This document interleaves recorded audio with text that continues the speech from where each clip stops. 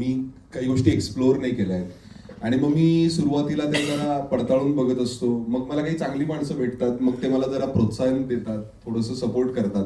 पण याचं सगळं श्रेय जातं रंजू सरांना. त्यांनी ज्या पद्धतीने ते कोरिओग्राफी केली आणि विदुलाला तिने सांभाळून घेतलं मला, कारण मला सांभाळून घ्यावं लागतं या अशा गोष्टींमध्ये. त्या सगळ्यांनी सांभाळून घेतलं आणि त्याच्यामुळे ते होऊ शकलंय सगळं चांगलं.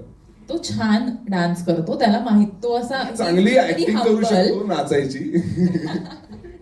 पण याच्यात नाचलाय. मी एक सांगते की मी कधी त्याला आतापर्यंत असं एवढा ऍड करताना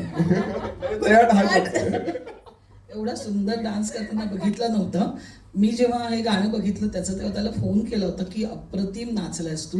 म्हणजे आतापर्यंत मुली सगळ्या त्याच्या प्रेमात होत्याच, आहेतच. आता तर म्हणजे बापरे, म्हणजे तुला जरा सांभाळायला लागेल, कारण तुम्ही प्रमोशनला फिरतो. अगदी अगदीच. मी ऍक्च्युअली विदुलाला तेच म्हणणार होते की ललित सोबत पिक्चर करतेस हे कळल्यानंतर तुला किती डझन मुलींनी मेसेज केले की जेलस ऑफ यू वगैरे. मला हे मेसेज म्हणजे मला काँग्रेस अपेक्षित होतं. मला आलं की तू आणि ललित पेअर आहात. म्हणजे हो यार पुढे बोल. हे झालेलं आहे. पण मी अगदीच समजू शकते, जर माझी कुठली मैत्रिणीच असेल तर माझाही पहिला मेसेज हाच असता की ललित सोबत असतो, वाव, हेच झालं असतं माझं. पेअर नव्हतं, मी नाचलोय वगैरे, आम्ही असा क्लब नंबर वगैरे केला. Exactly. ज्ञानेश्वरी नुसते तो तेवढं नाचलेले नाहीत, त्यांनी अप्रतिम कामही केले असे ते म्हणतात. क्या बात आहे. खूप सुंदर दोघांनी काम केलेलं आहे. तुम्ही जेव्हा बघाल तेव्हा तुम्ही ज्या कोणाकडे माझा मोबाईल नंबर असेल त्यांनी मला कळवा की खरंच अप्रतिम काम झालेलं आहे त्या दोघांकडून. आणि मला वाटतं एवढी तगडी कास्ट आहे, एवढे कमाल लोक, जसं ललित तू म्हणालास की असे लोक आहेत ज्यांचे रिॲक्शन ऑडियन्स म्हणून बघतच बसावे असं होऊ शकतं आपण अभिनय करत असू तरी. तर तुमचं पूर्ण प्रोसेसमध्ये असं झालेलं का की काही क्षण असं अचानक काही सेकंड तुमचे फॅन झोन ऑन झालेले का की काय केलं यार असं होत होतं का? पूर्ण वेळ कारण मी सगळ्याच जणांना यांची आपण कामं बघत राहतो आणि बऱ्याचदा त्यांनी ज्या पद्धतीची कामं केलेली आहेत, म्हणजे कुशल बद्दल जर सांगायचं झालं तर आपल्याला एक जे गॅग्स त्याने आतापर्यंत केलेले आहेत त्याच्यामध्ये वेगवेगळे कॅरेक्टर्स तो घेऊन येतो तेवढ्या वेळापुरता. पण इथे जेव्हा तो आला ना, तो माणूस म्हणून, तुम्ही ट्रेलरमध्ये पण बघितलं ना, तो पूर्णपणे तो कॅरेक्टर म्हणून तो आला होता. तर ते खूपच रिफ्रेश करणार होतं आणि तेच सगळ्यांच्या बाबतीत होतं. नम्रताच्या बाबतीत होतं, शशांक सरांच्या बाबतीत, की मी ते कॅरेक्टर्स ते घेऊन आले होते. मला इतकी मजा येत होती की मला असं वाटायचं की आमच्या या कुटुंबाबरोबर सीन कधी होणार, म्हणजे जरी ते आमच्या भांडणाचे असले तरी सुद्धा. तर ती मजा होती. मला चिवची चौकानंतर मला वाटतं की मी आता इतक्या वर्षांनंतर मला एक अशी कौटुंबिक फिल्म किंवा कुटुंबाची गोष्ट असलेली फिल्म मी करतोय आणि ती पण अशा अतरंगी कुटुंबाची फिल्म करतोय. तर त्याचा मला खूप जास्त आनंद आहे. आणि परत अजून एक कनेक्शन असं आहे की तीही झी स्टुडिओजची फिल्म होती आणि ही सुद्धा झी स्टुडिओजची फिल्म.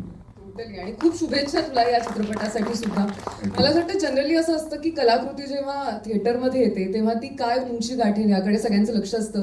पण हा असा एक चित्रपट आहे ज्याच्या अभिनेत्रीचीच इतकी उंची आहे की कलाकृती पुढे जाऊन काय उंची गाठेल यात काही शंकाच नाहीये. पण विदुला जेन्युइनली मला हे विचारायचंय तुला की झी सोबतचं तुझं पहिलं असोसिएशन आहे, if I am not wrong, तर तो अनुभव तुझा कसा होता झी सोबत काम करण्याचा? हे प्रत्येकाचं स्वप्नच असतं ऑफकोर्स. आणि हे समीर सरांमुळे, विजय सरांमुळे आणि बोर्डे सरांमुळे हे पूर्ण झालं खरं तर. कारण झी सोबत काम करणं म्हणजे एक खूप मोठी गोष्ट आहे आणि ती माझ्यापेक्षा माझ्या घरच्यांनाही त्याचा इतके प्राऊड होते सगळे. सो खूप खूप मस्त अनुभव आणि आता तो येत राहीलच. आता प्रमोशन होतील आणि होपफुली आता सुरुवात झाली आहे, आपण खूप काम एकत्र करूच. ते म्हणतात ना, ऊंचे लोक ऊंची पसंत, तशी आमची पसंत ही आहे. आमची पसंत हा आमचा सिनेमा. येस. शशांक सर, तुम्हाला विचारायचं आहे की तुमच्या वेगवेगळ्या भूमिका आतापर्यंत आम्ही पाहिलेल्या आहेत आणि त्या सगळ्यांच्या मनात घर करून आहेत.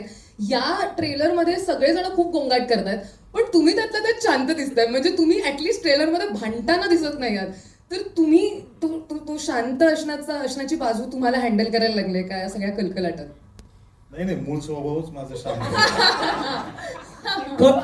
ते कट नंतर गोंधळ घालायचे. खरं तर आहे ना, म्हणजे ललित म्हणाला ना तसंच होतं ते की ऍक्च्युअल सीन मध्ये असताना आहे ना, मी खरं तर प्रेक्षक म्हणून यांच्या सगळ्यांकडे बघत होतो. माझी इन्व्हॉल्वमेंट असायची, पण निर्मितीताई काय पद्धतीनं काम करतात, ललित काय काम करतोय, ऋषिकेश जोशी काय पद्धतीने काम करतो आहे किंवा कुशल काय पद्धतीने काम करतो, आणि मला याच्यात सगळ्यामध्ये मला काय म्हणू शकतो आपण की मला गारूड घालणारं जे काम होतं ना ते संजय जाधवांचं काम होतं. आणि मी अत्यंत भारावलेल्या पद्धतीने त्यांचं ते ज्या पद्धतीने इन्व्हॉल्वमेंट होती त्यांची, ज्या पद्धतीने ते काम करत होते ना, ते मला hats off Sanjay sir, hats off आहे. आणि तो समीरशी बोलल्यानंतर त्यांनी ज्या पद्धतीने कॅरेक्टर ब्रीफ दिलेलं होतं त्याच्यामध्येच त्यांनी सांगितलेलं होतं की तो जे आहे ते जे घडणारं आहे ते बघणारा आहे तो त्याच्यामध्ये. त्यामुळे तुम्ही काय फार रिॲक्ट व्हायची गरजच नाहीये. जे चाललेलं आहे त्याला सरेंडर कर. त्यामुळे त्याला फार काही करायची गरज लागली नाही मला. नाही